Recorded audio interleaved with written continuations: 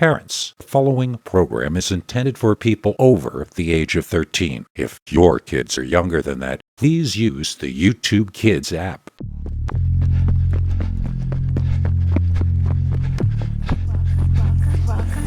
Welcome to Scary Stories, the channel that tells you scary stories. Peter Bernard's Scary Stories for Adults. Welcome to Scary Stories NYC. I'm your old pal Bigfoot. Tonight we have two scary Dogman stories sent into us by you, our viewers. One is called Dogman Thought My Bear Costume Was Real, and that one comes up later in the program. The first story is about the possibility that the dark arts may have something to do with the ongoing presence of Dogman in the modern world. But first, I'm excited to announce that our executive producer tonight is none other than the legendary Arlene Freiberg. Thank you, Arlene. You are a true patron of the internet, and we are extremely grateful to you. We couldn't do what we do without the kind and generous donations of wonderful people like Arlene Freiberg. If you would like to become a Scary Stories executive producer like the inimitable Arlene Freiberg, just become a member of our paid subscribers club at peterbernard.com. Once you join, we'll send you access to over 7 hours of scary uncensored stories you can't hear anywhere else. At least I hope you can't. Tomorrow's secret uncensored story will be called I Saw Dogman Seriously Mess Up a Grown Male Alligator. It's far too violent for us to ever run on this channel, but our executive producers will get a link to it tomorrow night.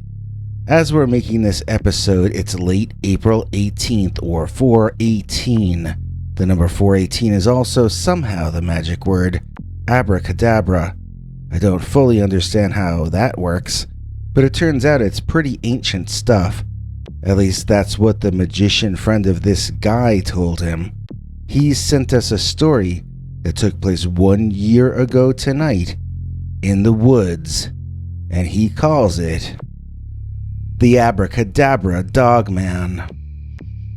Dear Scary Stories NYC, I have a Dogman story that took place around a year ago on April 18th, 2019. It actually started years before that, so I'm just going to explain all the facts in chronological order. When I was younger, I had two really cool, laid-back friends, and one uptight, nervous one that we can call Earl. Earl was a little larger than the other three of us. He was a little sweatier, and he was very insecure. On the good side, he was eager to please, and rarely started fights. Sometimes he knew weird facts, and that could come in handy. When people talk about him now around this town, they usually call him the Great Earlini, as he billed himself for a few years. He claimed to be the world's greatest children's party entertainer, but eventually, his father had to settle out of court for an undisclosed sum in order to deal with a lawsuit that another father had taken out against the Great Earlini. I'm going to tell you the story of how Earl went into magic in the first place. I was there when it all happened. We were sitting in the woods at night not far from my family's home and telling scary stories to each other.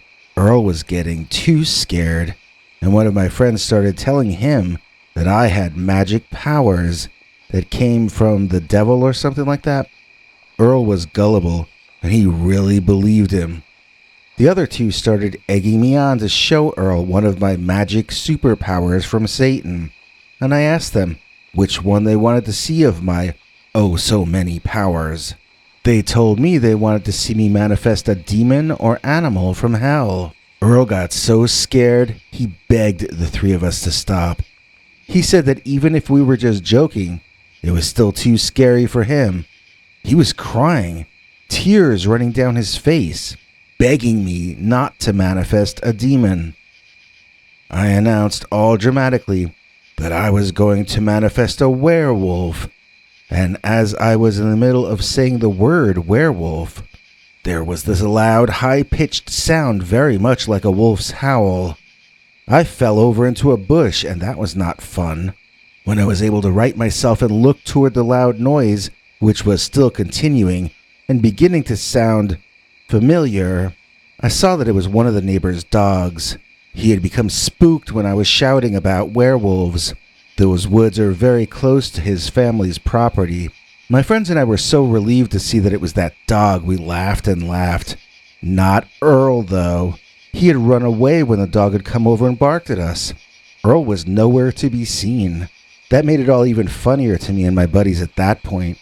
We walked home, occasionally having to stop as one or another of us had another giggle fit, remembering something else funny about what had just happened. It was one of those things where if you were there, you'd be laughing too. Mostly we were laughing at ourselves. I mean, I really actually thought for a few seconds that I had summoned a real-life werewolf from hell. It absolutely freaked me out. My friends admitted that at first they thought it was for real also. So we had pranked ourselves better than anyone else could have ever pranked us. We started doing imitations of the looks we had on our faces when we first heard that angry dog, and then we laughed some more. The next time I ran into Earl, he had changed. He looked at me differently, and he asked me how I did it. He thought I really had summoned a werewolf. I laughed and I told him it was just the neighbor's dog barking at us. He acted hurt, saying I told the other guys about my magic powers but not him. I couldn't believe the conversation I was having. I insisted to Earl that I did not have magic powers, and he started crying again, asking why I wouldn't share my spells and potions with him when I share them with the other guys. It dawned on me that this guy really thought I was a wizard, so I told him that the first thing he should do before learning magic is to learn stage magic. Learn how to do card tricks to wow your friends, and when you get good at that, then start pursuing the mysteries of the universe. Earl wrote down what I told him. Then, we hardly ever saw him anymore. He would schedule appointments to meet with us about once every 2 months. Then he would do his new magic tricks for us. He sucked at the beginning, and then he sucked a little less later on. He promised me that one day he would do a magic trick just for me that would be equally as great as the one I had done for him, but that he wasn't ready to do it yet. He would say it so seriously that he would make me want to laugh. I knew I couldn't, though. I had to keep a straight face. At least Earl had become a much more serious person since that night that I didn't do the magic trick that impressed him so much. Years passed, and Earl became someone we barely knew anymore. He had gone dark after being banned from doing magic at kids' parties. He started studying Aleister Crowley and other people, but his intentions seemed darker and more unbalanced than one might hope for one pursuing vast kinds of power. I don't understand much about that kind of stuff, and I was getting scared that Earl seemed to be changing so much because of things that I said to him. Then, one day, my buddies corralled me and told me that they ran into Earl, and Earl said he was finally ready to do his magic trick that was just as great as mine had been back when we were only 13 or 14, and all this had first started. I asked them what they thought. Should we go? Had Earl tipped over the deep end? Or did they think this might be something cool? I didn't want to go if he was just going to dump worms on me or something, you know? They were split on it, but we decided that if we went together, we'd probably be safe. We didn't think Earl even knew 2 or 3 other people, so if it were us against him, hopefully we'd make it through, even if it turned out to be some kind of lame trick. He wanted us to meet back at the same area of woods behind that family's property at whatever time it had been that we first met the first time, when I did my trick that I never did. So the 3 of us showed up, cautious, not knowing what to expect. Then, I saw Earl coming toward us, and I was really taken aback by how much he had changed. It wasn't that he was all in black and pierced, it was that he had become so thin, and his eyes were so unfocused. I felt bad for him immediately and wanted to give the guy a hug. Surprisingly, at least to me, he ran over and did just that, gave me a big warm hug, and told me how much he had missed me. He shook the other guy's hands and seemed in a happy mood for the first time in a long while. Leading us to a clearing in the grass, alarm bells went off inside my head. When I saw that Earl already had some kind of circular area marked off on the grass, surrounded by burning candles, I looked around to see who else was there. Honestly, I half expected to see a TV camera crew, but it seemed to only be Earl and us three. He told us where to stand, and said we don't do anything except stand there while he performs this ritual that he had created himself. He claimed that I had performed my so-called trick on April 18th, and so he had us gather on April 18th again. Then he explained that 418 is a magical number and a magical word at the same time. I was growing increasingly curious. Earl seemed far more confident than he used to be, but he still seemed eager to please, and his intentions felt positive to me, at least so far. I had no idea what to expect, or what might happen next. He began doing hand movements and making sounds like from an old Bruce Lee movie, and I had to stifle a grin. I couldn't look either of my friends in the eyes, because I knew we'd all burst out laughing. Instead, I stared at the grass in the center of the circle. After a while, I didn't know if I was feeling ill or if I was getting lightheaded, but the air itself in the center of the circle seemed to me to be getting more solid, or at least congealing into a kind of a liquid. I felt like I could see the air itself, and then I felt the strangest tickling sensation directly between my eyes as the liquid air solidified into a hairy and horrible creature standing in the center of the circle. I saw the knees first. I thought I was looking at a dinosaur with hairy dog legs, but it wasn't a dinosaur. It was a wolf, standing on its hind legs, with a very large head, full of teeth that had to have been 4 or 5 inches long each. I never made a mental note about the height of the entity, but I remember craning my neck back to see its head. And I remember looking directly in front of me as one of its arms reached toward me, as though trying to grab me with its sharp-clawed hands. Was this a stage magic trick? Had Earl set this up to impress me?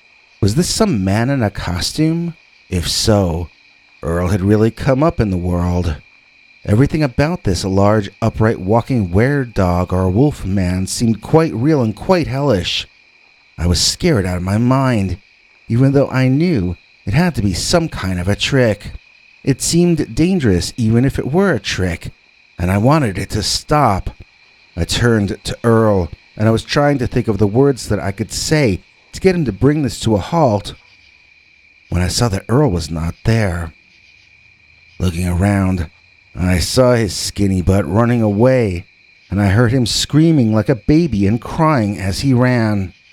My buddies and I did the same thing, each running in a different direction. That dog man might catch one of us, but hopefully not more than that. I ran to my parents' house, hearing something chasing me the entire time. At least, I sure thought that's what I was hearing. Both of my friends said the same thing. They were sure they were the one the dogman had chosen to chase home. All three of us were certain that we were goners, that we were the one who was not going to make it home that night. So, Earl has not returned our phone calls or texts or emails or social media contacts or anything for the whole year since this happened. We think he's embarrassed, and he probably thinks we're angry at him. He must not have realized what it meant to summon a dogman or a werewolf. People spend years figuring out how to do something, but they don't spend 2 minutes thinking about what the repercussions of those years of work might be. At any rate, the three of us had been hoping to go back to the woods there on April 18th, but it seems with the current situation going on, that idea is a non-starter. Still, I'm tempted to hop in the car and drive past the place. If only I could think of some essential need I would have to have over in that neighborhood in case I got stopped by the authorities, but what harm could there be in driving by if I keep my windows closed? I just want to look to see if there's an anniversary return visit by. The abracadabra Dogman. Dogman thought my bear costume was real. Dear Scary Stories NYC, this is a Dogman story that absolutely nobody believes when I tell it. I swear this really happened to me, but it happened when I was working at a Halloween haunted house back in the late 1980s. When I tell people that a dog-headed man attacked me when I was dressed as a bear, everyone just laughs. They say that sounds like it was a good haunted house ride that year. They don't take me seriously when I tell them that I'm not joking, and it's all in my memory as a real occurrence. I can't remember if I was 19 or 20 at the time when this all happened, and that doesn't help either. It's hard to get taken seriously if you're a young man. People think you're a goof. They assume you're bombed or that you're just crazy. I know the difference between a part of a show and a real-life, dog-headed, hairy monster. So, I was one of 3 tall guys in that show that year, and I traded off playing the Frankenstein monster, the Bigfoot, or the bear. I liked playing the bear best because the costume looked so real. The Frankenstein was okay. The Bigfoot costume was made from a crappy old ape costume, but the bear looked so real.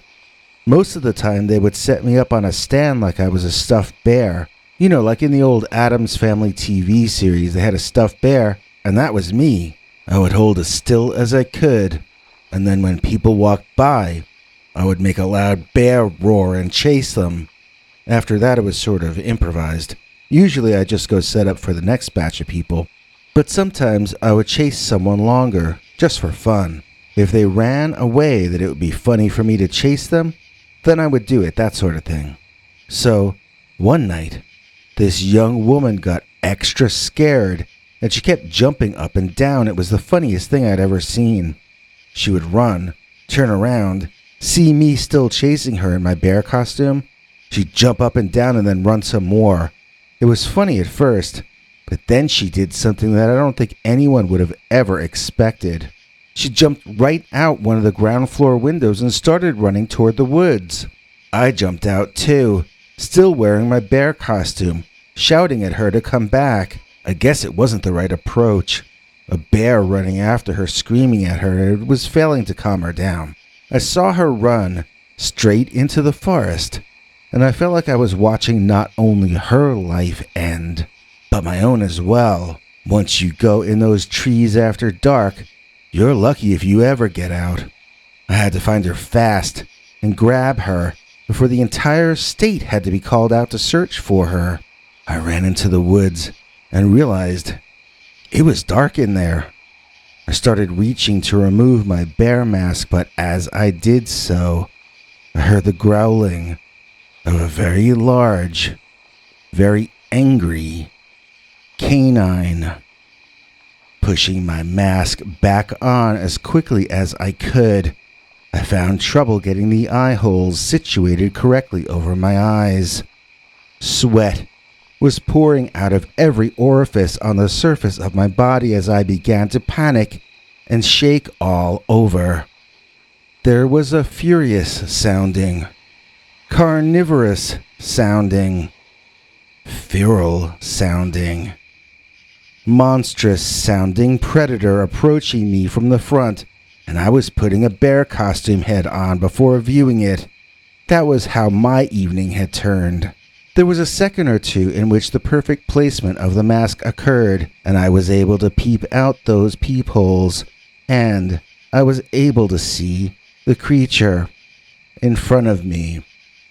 I can assure you this moment happened because it was the single most memorable thing that has happened to me in my entire life so far.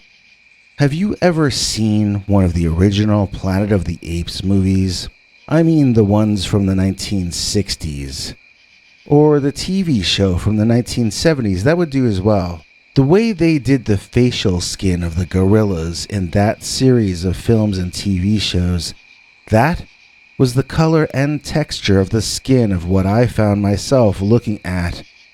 You could see it on its long, snouted canine nose. You could see it on its tall, triangular, wolf-like ears. Everywhere else I looked was fur, dark black fur, or else flashing yellow eyes and teeth. It was a dog. That was what had been growling at me in a threatening manner. The trouble was, the dog head I was looking at was eye level with my own. As I mentioned earlier, I'm a pretty tall dude, and I already was back then. This was a dog, standing over 6 feet tall, coming at me not from the haunted house, but from the middle of the woods sometime after the sun had gone down. My brain was trying to comprehend the concept of an actual real-life werewolf standing in the woods barking and snarling at me. It was like someone had turned my brain to silly putty, but I was seeing the way he was looking at me and how angry he was. I remembered that I liked that bear costume because it was so realistic looking. I became sure that the dogman was so angry at me because he felt I was a bear, a real-life bear, a predator that would compete with the dogman for resources. That meant the best-case scenario was that it wanted to scare me off and would be happy for me to just retreat. The worst-case scenario was that he might be too threatened by my presence to be comfortable allowing me to continue at all. I turned and ran back to the house, people screaming and running to get out of my way. I thought I was scaring them because of my bear costume, but when I got back inside, a few different coworkers told me they saw the dogman chase me right out of the woods and into the clearing behind the haunted house. Apparently, when it saw how many people were out back there taking smoking breaks or whatever, the dogman felt outnumbered and split. Everyone felt bad for me for a good 5-10 minutes. The boss gave me a drink from his flask and a 15-minute break before I had to get back to work. I don't even remember if I asked about the lady that ran into the woods earlier. This wasn't the 21st century, it was the late 1980s. It's not like we even had any idea who was there on any given night. They bought paper tickets with paper money. Life was anonymous back then. We still had a right to privacy and all that kind of stuff, blah, blah, blah. So, I hope that lady got home safe, because I had to get back to work. And it wasn't safe for me to go looking for her in those woods, because Dogman thought my bear costume was real. And now, get ready for an all-new, completely uncensored, slightly bloody, and absolutely terrifying new Dogman story. Oh, wait. YouTube won't allow me to tell you stories like that on this channel. If you want to hear that, you're going to have to go to peterbernard.com and sign up for our paid subscribers club. You can choose any price you can afford for a 1-month subscription, and then every weekend, we tell you a story YouTube would never allow us to tell you on this channel. See you this Sunday for an all-new, very scary, completely uncensored Dogman story.